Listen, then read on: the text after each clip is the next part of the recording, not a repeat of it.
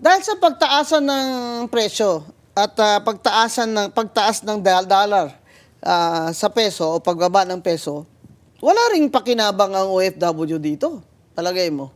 Kasi mataas nga ang exchange rate, pero Malamang nangyayari sa ibang kaso kasi talagang may mga umuuwi na, napauwi, siguro nagsara yung mga kumpanya, tapos ayun na nga, yung iba yung nag-avail ng ability to come home, ay umuwi na. So syempre walang napapadalang remittances. So kawawa ang pamilya nilang nangangailangan ng remittance. So wala nang nag-stop ang supply. income at wala namang sinasabi ang gobyerno natin na yung pinauwi nila o repatriated nila ay meron silang binibigay na subsidy o ayuda. Walang ganun. Wala tayong narinig na ganun. Walang ganun eh. Meron po talaga tayong long-standing structural problem kasi dito sa Pilipinas. I think hindi masyadong napag-isipan dito sa Pilipinas na magkaroon tayo ng maraming trabaho para sa ating mga mamamayan.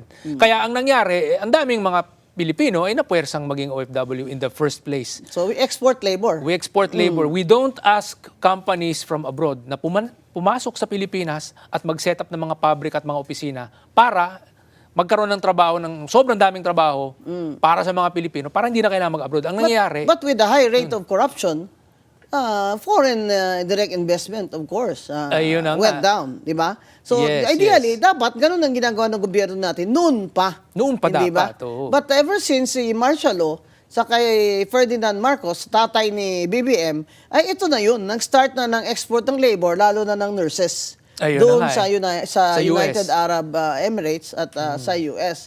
Kaya nakita nila na it's easier pala to send our Filipinos abroad to work and send in money rather than inviting investors to Oo. come here and stimulate businesses and create jobs. Di ba? Pero mali eh. Kasi nasabi nga ni Orion, structural itong depekto na ito. Sa tagal na ba naman ng panahon, wala man lang tayong administration na nakapag-succeed ng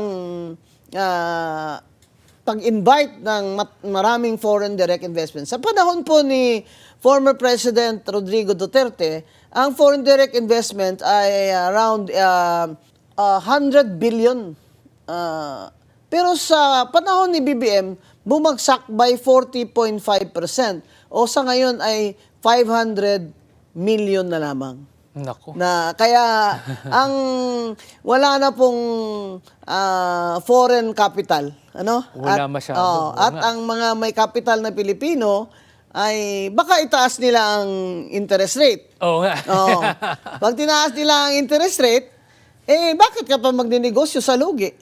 Oo Edi, nga, ilagay mo na lang sa bangko kung itaas nila. Ito nakikita ko, attorney, no? Parang kasi nakikita ng ibang tao, uy, may mga pumapasok na remittances. So nakikita nila yung remittance figures. Hindi nila naiisip, teka lang, pag pinarami na lang natin yung mga trabaho, kahit na ba sabihin natin mga foreign companies yan, yung mga companies na yan, nagke-create ng livelihood para sa mga tao, tapos yung family structure sa Pilipinas hindi nasisira dahil yung mga magulang na may mga anak ay hindi na kinakailangan umalis at maging malayo sa kanilang mga pamilya dahil nandun sila.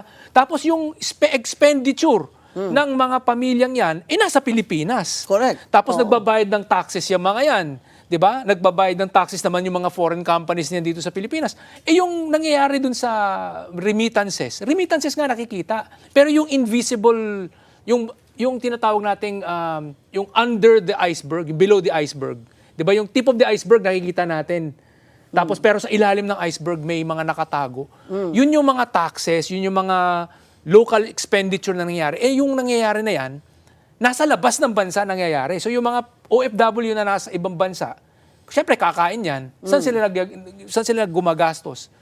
Bumibili sila ng kanilang pagkain, gumagastos sila sa ibang bansa. Yeah. Nagbabayad sila ng taxes dun sa ibang bansa. Yung mga kumpanya na kung saan sila nagtatrabaho, nasa ibang bansa. Kung sa Pilipinas sana yun, mas malaki sana ang kinita ng Pilipinas. Oo, pero Di ba? ever since nga martial law, ito na yun eh. Di ba? Ayun na Imagine nga in the 1970s, ito na yun. At ini-encourage pa. Kaya kasi wala ngang trabaho dito.